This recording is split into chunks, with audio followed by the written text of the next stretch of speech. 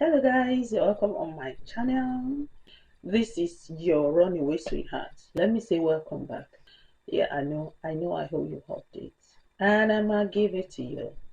I'm gonna do that, possibly the video coming up after this one. Yeah, you also know that it's been a while I reviewed a movie on this channel. The truth is I really enjoy reviewing movies. I totally love it. The problem is I hardly have time to watch movies. But then anytime I want to watch movies, I have some few people in my corner, like two or three of them. Anytime I feel like okay, I want to relax and watch a movie, I just call them, please, what, can you recommend a movie for me? But there are some movies I don't need recommendation. The moment you hear the producer, you just know, like over time, you know that these people don't do shit. To get it, they don't do rubbish. Like, how can Afolabi-Ariyo produce a movie and you need somebody to make recommendation for you? And you know that the noise has even been everywhere. IJOGBON this, IJOGBON that. For some time, Afolabi-Ariyo has been talking about IJOGBON is coming, Netflix original, this and that, and even Netflix have been going on and on about IJOGBON coming to your screen.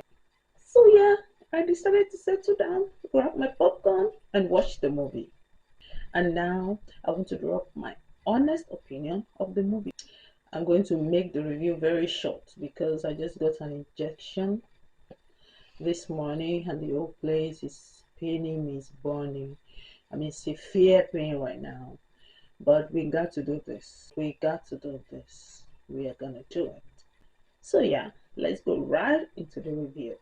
IJOGBON is a contemporary African movie produced and directed by your visionary filmmaker, right? One of Nigerian top filmmakers, Kunle Afolabi.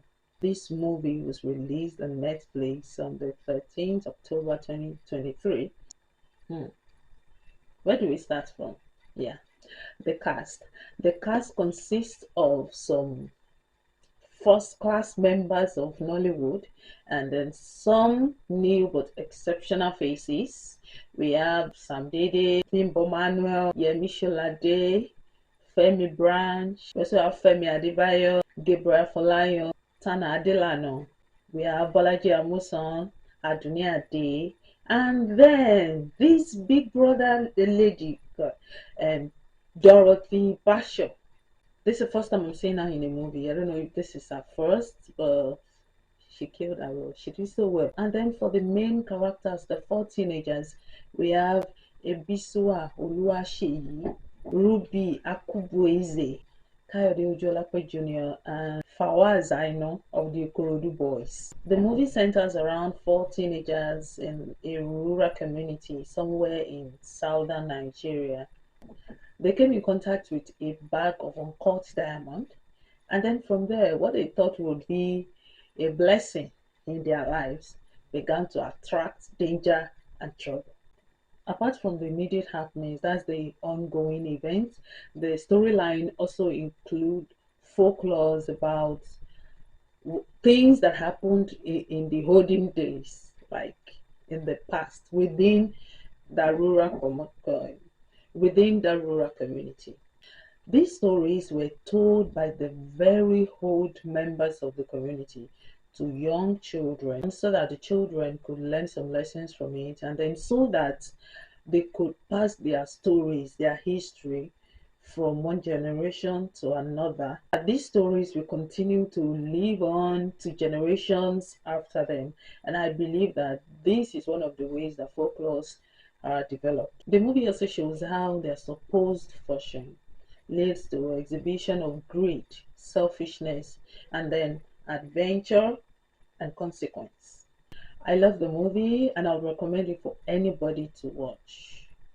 It's the movie is a whole lot. It's like a tree with many branches. You know, you really need to see it to understand it.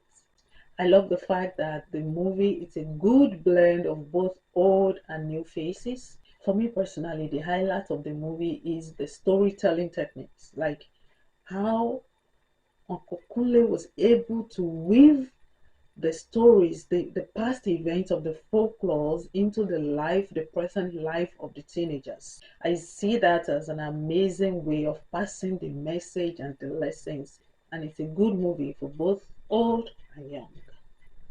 And one aspect that I would consider as the major drawback of the movie, in my opinion, is that, the fact that the movie did not properly explore the complexity of the teenage life. I'm sure you will agree with me that the teenage age, the teenage part of most people's life is the most complex. Leave adulthood out. All of us know that adulthood is in another class, but then growing up, the teenage age, the teenage part of our lives growing up is usually the most complex. And I believe that this storyline, this movie, did not really explore that complexity. I believe that the character of those four teenagers could actually give more than they did, but the the storyline kind of limits them and their expressions. There are a number of lessons to be learned from the movie. I can't even begin to go into the details of that. We see greed and contentment, we see choices and consequences. You know how we are free to make our choices in life, but we are not free from the consequences of those choices. Just like we always say, after all, it's my life, I'm free to do whatever I like with it. Yes, it's your life, and you are free to do whatever with it. But whatever you do with your life has consequences, and you, my darling, are not free from the consequences of those things, of those choices that you make.